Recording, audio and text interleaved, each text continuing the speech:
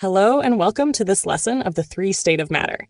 By the time you finish this video, you should be able to describe solids, liquids, and gases using the particle model, explain changes of state and why energy is needed, predict the state of a substance using melting and boiling points.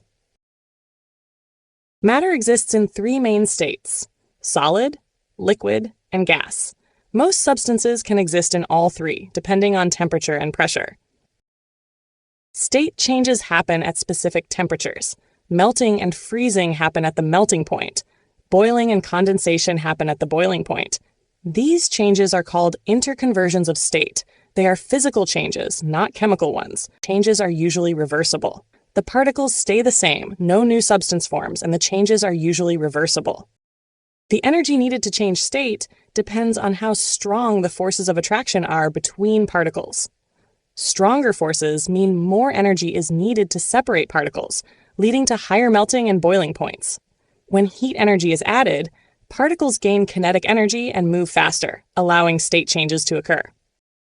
Let's now move on to the types of changes, where substances switch between states due to heating or cooling without forming a new substance. Melting turns a solid into a liquid using heat. Boiling turns a liquid into a gas at the boiling point. Freezing is the reverse of melting. Evaporation happens only at the surface and below boiling point. Condensation is gas turning into liquid when cooled.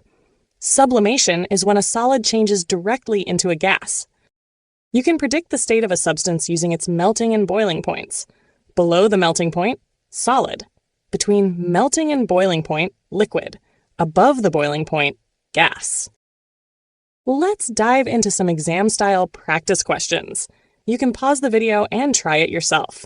First, the question is, describe the arrangement and movement of particles in a solid, liquid, and gas. Now, for the answer, in a solid, particles are close together and vibrate about fixed positions. Next, in a liquid, particles are close together but can move past each other. Finally, in a gas, particles are far apart and move freely in all directions. To summarize, in a solid, particles are close together and vibrate in fixed positions. Then in a liquid, particles are close together but move past each other. And finally, in a gas, particles are far apart and move freely. A substance has a melting point of 20 degrees Celsius and a boiling point of 80 degrees Celsius. State its physical state at 10 degrees Celsius, 50 degrees Celsius, and 100 degrees Celsius. Before we answer, remember that below the melting point, the substance is a solid. Between the melting point and boiling point, it is a liquid, and above the boiling point, it is a gas. Now applying this at 10 degrees Celsius, which is below 20, the substance is a solid.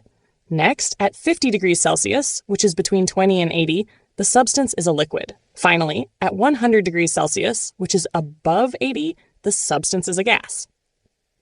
To summarize, at 10 degrees Celsius, the substance is a solid. At 50 degrees Celsius, it is a liquid. And at 100 degrees Celsius, it is a gas.